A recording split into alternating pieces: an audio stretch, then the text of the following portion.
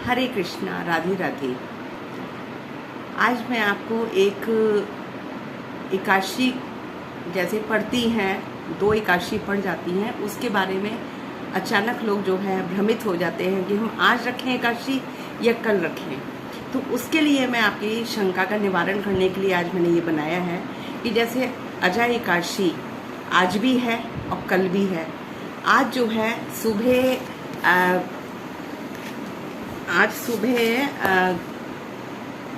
22 तारीख को 22 अगस्त को 3:35 से एकादशी लग गई है, जो कि कल मंगलवार 23 अगस्त को 6:06 तक है। दोनों दिन जो है एकादशी है। कल मतलब जैसे आज जो है पूरे दिन एकादशी है और कल जो है थोड़ी देर के लिए है, बाकी द्वादशी लग जाएगी।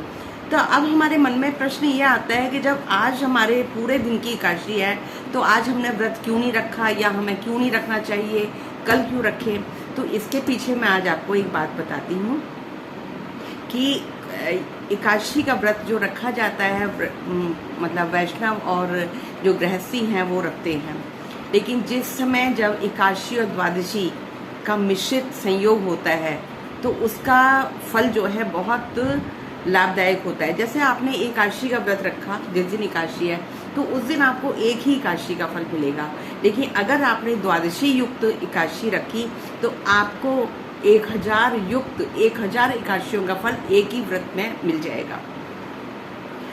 तो अब उसी तरह है जैसे जो है हमको जो है एक ही मतलब यहाँ एक प्रश्न उठता है कि हम किसकी माने किसकी ना माने। कोई कहता है कि एक दिन पहले रखो, कोई कहता है दूसरे दिन रखो। तो अब कैसे करें, हमेशा 2-2 त्योहार होने लगे हैं। तो इसके लिए मैं आपको एक बात कहूँगी कि अपनी निष्ठा को एक जगह केंद्रित करके रखिए। जैसे आप किसी गुरु घर से जुड़े हुए हैं तो आप अपने गुरु की मानिए। गुरु घर में जिस दिन हो रही है मुझे उसी दिन वो काम करना है। दुनिया चाहे कभी भी करे, मेरे लिए नहीं है। मैं अपने गुरु परंपरा के हिसाब से ही रखूँगा या रखूँगी। या आप जैसे वृंदावन को मानते हैं या किसी अलग एक मत को मानते हैं, संप्रदाय को मानते हैं, तो आप उसके प्रति निष्ठा रखिए कि मेरे उस संप्रदाय में, उस मत में जब रखी जाएगी मैं उसी करूँगा। अब जैसे मैं कृष्ण भगवान की भक्त हूँ, तो मैंने वृंदावन को एक अपनी निष्ठा का केंद्र मान रखा है।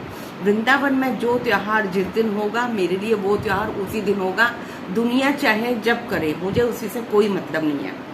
जैसे अभी राखी का भी आया था, राखी लोगों ने एक दिन पहले मना ली थी कि लेकिन मैंने नहीं मनाई। मैंने उसी दिन मनाई जिस दिन बाकी बिहारी जी में थी।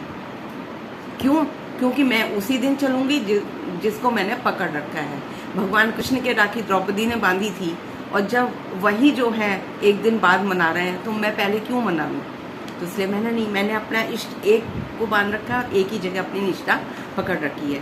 तो ये इसी तरह होता है जैसे गाय का बछड़ा होता है, और गाय अपनी बछड़ा जब अपनी माँ के पास जाता है, गाय माँ के पास जाता है, तो वो अपने प्यार से जो है दुलार से उसको प्यार से दूध पिलाती है।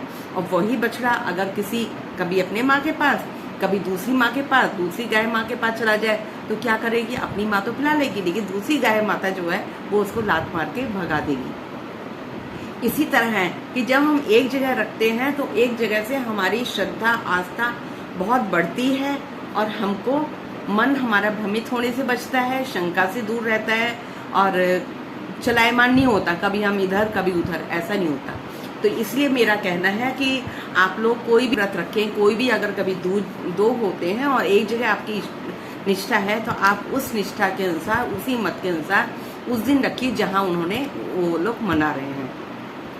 अच्छा, अब इस तरह से ये होता है कि जैसे फल आपको बहुत मिल गया, आपने एकादशी रखी, एकादशी का फल जितना मिला, लेकिन द्वादशी में जो मतलब व्रत रखा तो हमको उसका 1000 गुना मिलता है। ये जस्ट इसी तरह से एक मैं एग्जांपल बताती हूँ। हम मार्केट में कोई सामान लेने जाते हैं तो एक सामान हम ले रहे हैं तो वही हमें 500 रुपये का मिल रहा है। दूसरी जगह जो जाते हैं देखते हैं वहाँ पे सेल लग रही है और वो कह रहा है कि भाई ये सेल है, यहाँ पे तो आपको एक खरीदेंगे दूसरा फ्री मिलेगा।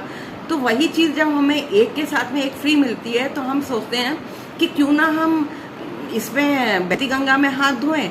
जब हमको एक की जगह एक मिल रही है फ्री तो हम दूसरी जगह भी करेंगे, तो हम जो है दोनों सेल वाली जगह से लेते हैं। तो यही इस तरह है कि एकादशी रखेंगे एक फल मिल तो जाएगा, लेकिन द्वादशी मिश्रित रखेंगे तो ये हमारा जो है हमको 1000 गुना मिलेगा। तो हम क्यों ना फिर वो वाला व्रत रखें जिसमें हमको फायदा हो रहा है ना। और ये त्रिपुष्कर योग में भी पढ़ रही है कि जो है हमारा जो अगला पारण होगा वो 24 तारीख को हम करेंगे। तो 24 तारीख को जो पारण का टाइम है मैं आपको बता देती हूँ।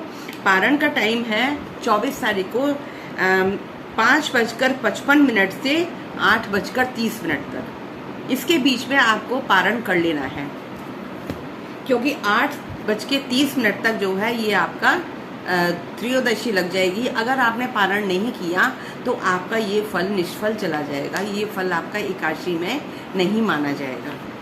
तो अब आप कहेंगे कि अरे ये तो बहुत जल्दी हो गया, हम कैसे पारण करेंगे। अरे कुछ तो पाने के लिए कुछ तो खोना ही पड़ेगा ना। ऐसे थोड़ा हो जाएगा कि कुछ पाने के लिए तो कुछ खोना ही पड़ता है।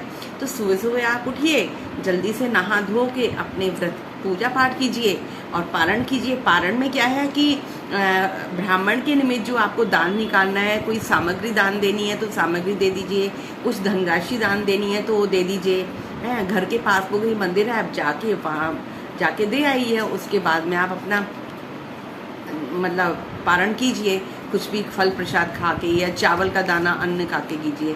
लेकिन प्रश्न उठता है कि हम सुबह सुबह इतनी नहीं जल्दी जा सकते मंदिर, या दूर है या नहीं जा सकते इतनी जल्दी। तो उस केस में आप ये कर सकते हैं कि जो भी आपने सामग्री निकाली है उसको हम एक जगह निकाल के रख दीजिए मंदिर में, और भगवान के आगे प्रार्थना कीजिए कि भगवान मैं अभी इतनी जल्दी नहीं मंदिर जा पाऊँगी, ये मैंने आपके लिए निमित्त निकाल के रख दिया है, मैं थोड़ी देर में उसको आपको दे आऊँगी, आपके मंदिर में दे आऊँगी।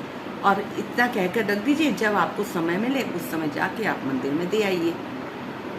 उसके बाद क्या होता है कि जो हमें पारण करते हैं वो चावल जो एक दिन निषेध होता है उस दिन से करते हैं, तो चावल के दाने से करना चाहिए। कच्चा अन्न कोई भी खा लें, कच्चा दाना चावल का कर लें।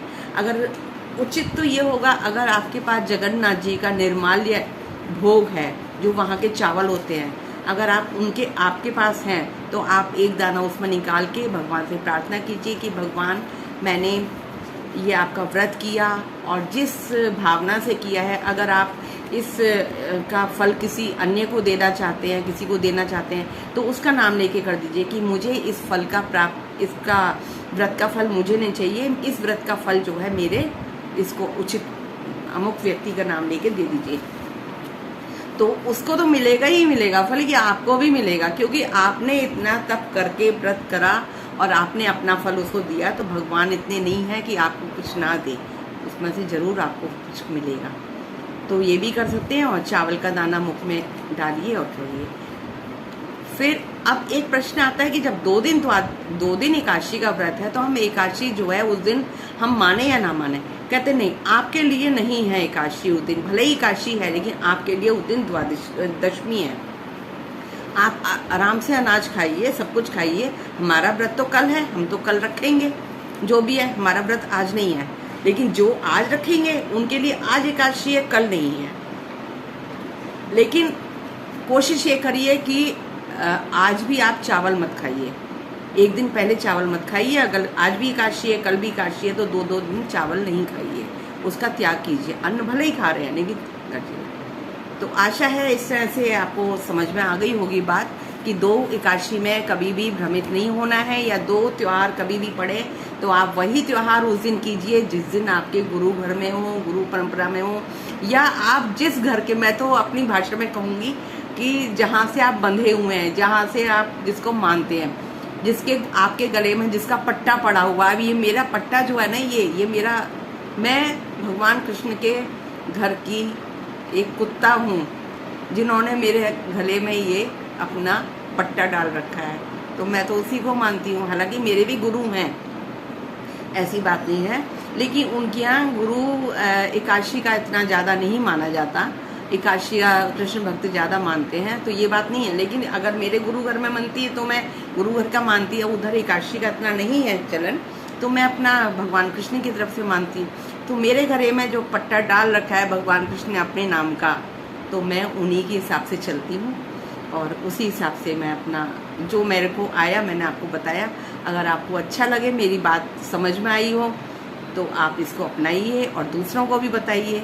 और अगर आपको मेरी ये वीडियो अच्छी लगती है तो लाइक कीजिए, शेयर कीजिए दूसरे लोगों को, जिससे पता लगे।